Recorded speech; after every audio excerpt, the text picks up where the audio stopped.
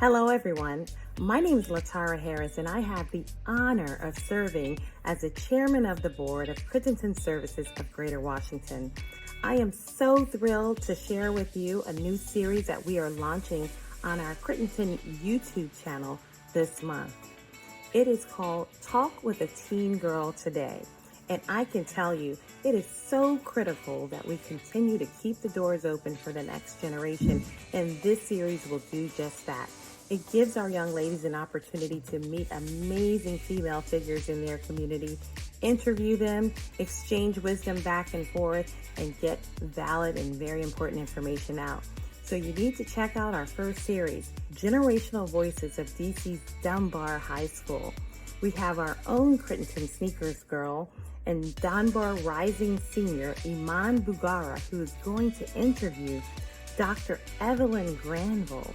And Dr. Granville is a Dunbar alumni, and she is also the second African-American woman ever to obtain a degree in mathematics. Imagine that.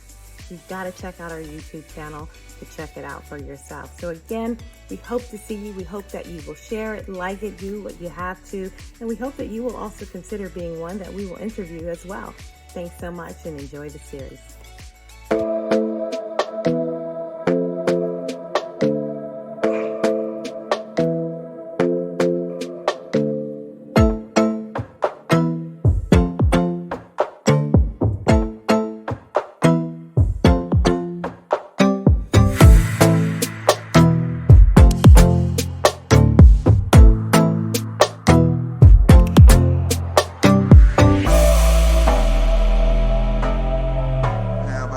Senior here at Crittenton to conduct our interview with Ms. Granville.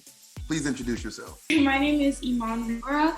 I am a rising senior at Dunbar High School. I am currently in the engineering program. I am Evelyn Boyd Granville, a retired mathematician with many years experience in using my mathematics training. And I'm a graduate of Dunbar High School. Do you feel prepared to further your education outside of Dunbar? Yes. I mean, I assumed that I was well prepared to enter college, and apparently Smith College in Northampton, Massachusetts thought the same thing because they allowed me to be a freshman there. How can we as students prepare ourselves for what life has to come after high school? Dunbar has prepared you and given you the academic training that whatever you pursue after Dunbar, you will be successful in what you attempt to accomplish. In other words, Dunbar has given you the skills to follow your goals, to pursue your goals and be successful at what you attempt to do, what your aims are. Whether it's going on to higher education or some other goal, not necessarily which involves higher education. You will be equipped to be a productive citizen of the world. What is one thing you wish you knew? Your freshman year of high school, when you first enrolled in Dunbar. I knew I was going to Dunbar because Dunbar was the academic high school in Washington. There were 3 high schools: Dunbar Academic, Armstrong Technical, and another one right now, I can't remember the name, for business. So I knew I was going to Dunbar because I knew that I was going to go as far in education as possible. And I needed the training and that Dunbar, the academic high school, would give me. When you went to Smith's College, how did you feel about being a woman in STEM? I guess I accepted that was my the one subject that I did well in, the one subject that I enjoyed, and as I say, it got me pretty good grades in high school and got me accepted at a very well-known college. How did you figure out a good work-life balance when you got to Smith's College? The year I entered Smith College, World War II started. The year I left Smith College, World War II ended. There was very limited social life during World War II. Wow. All my social activities were right on campus, and there were enough activities on campus that I was satisfied. But we were involved, this country was involved in World War II. So that limited what would be what most people would call the social life one encounters when one is in college. I did not have the opportunity, for example, to visit the men's colleges or go to leave the campus to go, say, to Boston for a social activity. It was World War II, and social activities and also travel was limited. When you were studying, getting your undergrads at Smith's College, while World War II was happening, what was going through your head about the world in general while you were in school? I don't recall being fearful. I guess maybe like most of us in college, we accepted the fact that we were there during a very critical time in history, and we accepted food rationing. We accepted the fact that life wasn't the same, wasn't what we expected as college students. In other words, we were limited by what World War II restrictions, what the World War II restrictions put on us. And I guess we accepted it. That, you might say that was, if anything, that would be the sacrifice we made. How did you feel being away from home when you left DC? I had very friendly, accepting college housemates. I was in a dorm, and we had some nice activities there to keep us entertained. And dorm life was very pleasant. I remember I had lots of friends there, and friends not only in my dorm, but across campus. So I don't remember feeling that I was losing something or missing something, because I was getting a good education. What good resources did Smith's College and Yale University offer you to further your education of mathematics? What did the colleges offer me?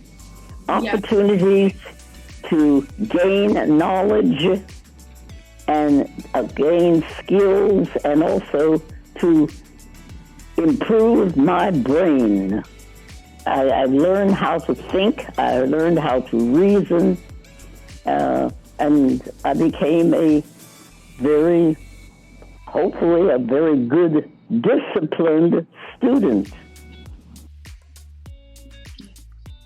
Accepting the opportunities that were afforded me at colleges like Smith and Yale. I happened to be the only person of color in my class. And in fact, at the time I was at Smith College, I think there were about 4 or 5 students of color on campus in my day. If you could go back and tell your freshman self something in high school, what would you tell yourself at 14, 15 years old? Well, keep on doing what I did at Francis Junior High School. Respect the teachers and be diligent in my studies, and respect the teachers for their competence and their dedication.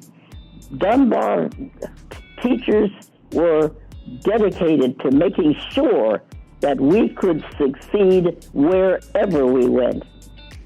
Dunbar had a great reputation across this country. We felt an obligation to continue to keep the Dunbar reputation high. Dunbar was well known across the country for the caliber, for the competence, and for the abilities of Dunbar teachers to produce excellent Dunbar students. And hopefully Dunbar is doing the same thing now. What was it like going from Smith's College to an Ivy League? No problem. It is from one campus to another, from one dorm to another. Of course, as I said, the war ended the year I graduated from Smith. And so when I went to Yale, World War II had ended. So I guess there was less, I don't remember being uptight about being during the war. I guess everybody was somewhat restrained and had some feelings of anxiety during World War II. But at least that period was behind us, and we did not have to worry about the fact that the country was at war. So I guess all of us, I'm sure, there was a feeling of release from anxiety. And what I would ask from you in this moment, just two additional questions.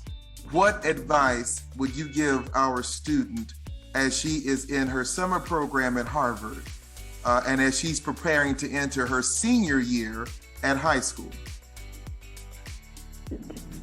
Whatever Harvard has to offer, grab it and do the best you can to make a great impression for the students at Dunbar. Let them know that Dunbar is still producing students of high quality, and be grateful that more and more opportunities have opened up for us in this country, and that opportunities are always there for us, and grab them, take advantage of them, and know that you will succeed and no one will stop you. It is, I had no obstacles at all. I enjoyed my 4 years at Smith. I look back on those years, I enjoyed them, even though we were in World War II. I was very fortunate to be able to get the financial aid that I need. My family was certainly not financially able to send me to these colleges, but the colleges offered such good financial help that I was able to go. And so the opportunities are there when you look for them and grab them. Do you remember your feeling once you learned that your dissertation had been passed and you would be receiving your doctorate? What was your feeling when you knew that you were preparing to start your career in earnest with your doctorate in mathematics?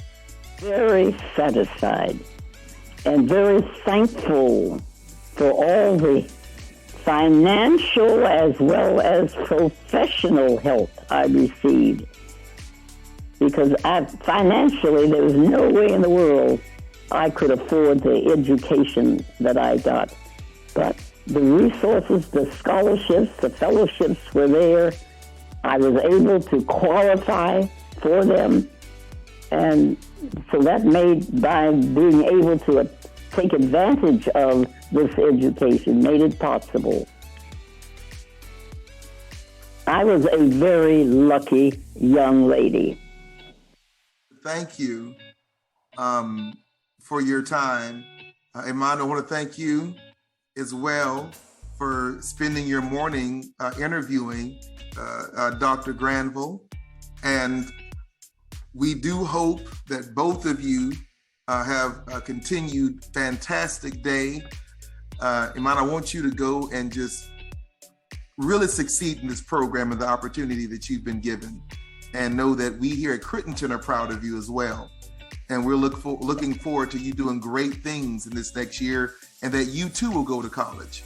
I wish that young lady all the good things in the world, because there's some good things out there.